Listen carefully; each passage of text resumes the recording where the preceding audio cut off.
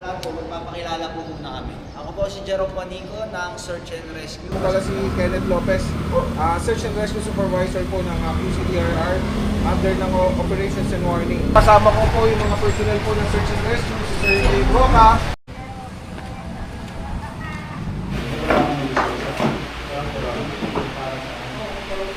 Dito sa mga responder, kapag nakarinig po kayo ng one long,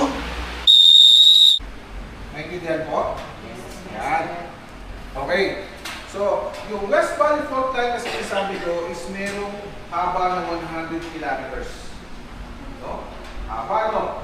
Nagsisimula ng Bulacan, dadaan ng Metro Manila, at magtatapos po sa Laguna.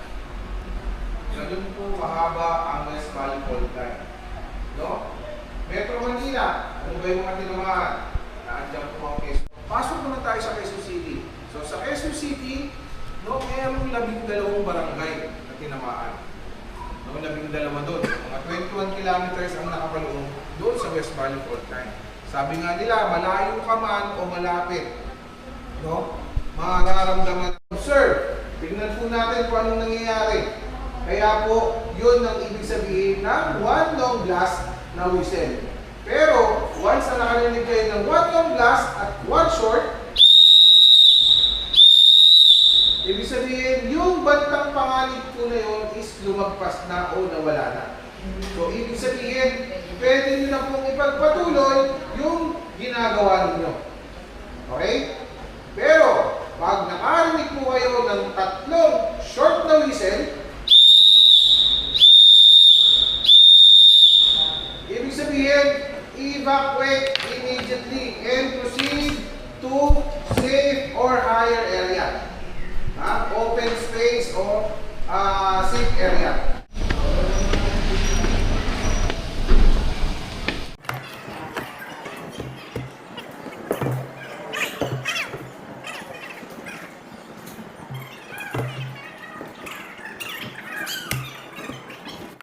magpapakilala po muna kami. Ako po si Jerome Panico ng Search and Rescue. Kasama ko po si Sir. Kayo ng one long blast at one short blast. Safe area sa open space. Okay?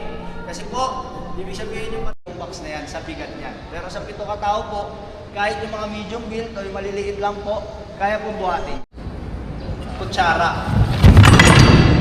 Katandem po ng kutsara natin na mahaba sa baba. Diyan po yung foot part. Bakit? Itong taas na to is mas malapad. Kung dinisign po namin is posporo. Kasi ang posporo po, mabasa man yan, maipis lang tayo after 10 hours. Lalabas na lang tayo. So, sinasuggest ko po sa mga vehicular accident, kahit vehicular accident po, pagsuot po tayo helmet. Okay, magandang tanghali po. Bago ko po simulan, no, magpapakilala muna po ako. No, ako po pala si Kenneth Lopez, Search and Rescue Supervisor po ng QCDRR under ng Operations and Warning.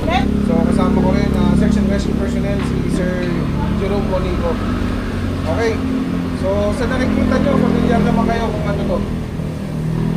So common sa bahay, sa mga construction sites, sa mga hardware, nakikita natin to. So tinatawag natin to na basic tools and equipment na kung saan kahit saan tayo pupunta makikita natin. So bago ko simulan, may katanungan lang ako, bakit ba nagbigay ang city government natin ng ganito sa barangay natin? Para madali na mag-rescue po.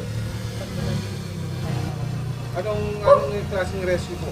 Sa earthquake po. Yan, sa mga earthquake. Actually, para talaga siya sa earthquake. No, hindi siya nakadesign para sa baha. Hindi rin siya nakadesign sa kung ano pa man. So, pang earthquake lang talaga siya. Kasi kung titignan nyo, wala siyang kagamitan na pambaha dyan. No, more on na pang-collapse structure po talaga siya for the big one. So, ngayon, tanong ko, meron ba kayo o meron ba sa inyo na familiar na tinatawag natin the big one? Gaano kahaba ba ito? Gaano kahaba? 100 kilometers. Yan. So more than 100 kilometers. So saan nagsisimula? West Valley Fault ba yung ano? Oh yes sir, West Valley Fault kung tawagin. Dati siyang Marikina Fault, no? Umalma si Marikina, bakit sila lang daw? Bakit kasalanan daw ng Marikina? Kasi Marikina Fault eh. So umalma sila. So naging West Valley Fault siya, West Valley Fault System.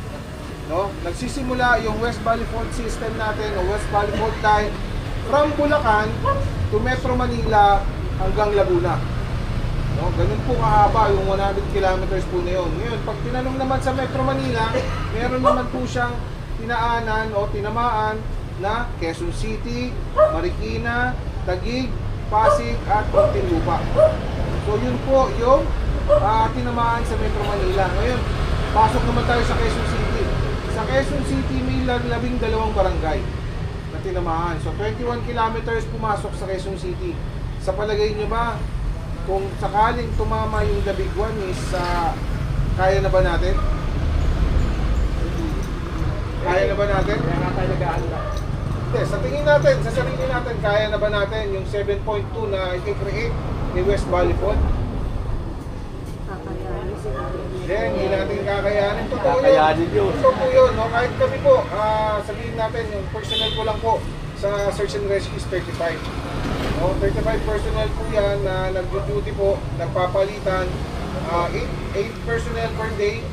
No? 142 barangays po yung nire-respondihan niya. No? Kaya po tayo bumababa sa barangay, kinakapacitate, binibigyan ng knowledge para maintindihan at malaman kung ano.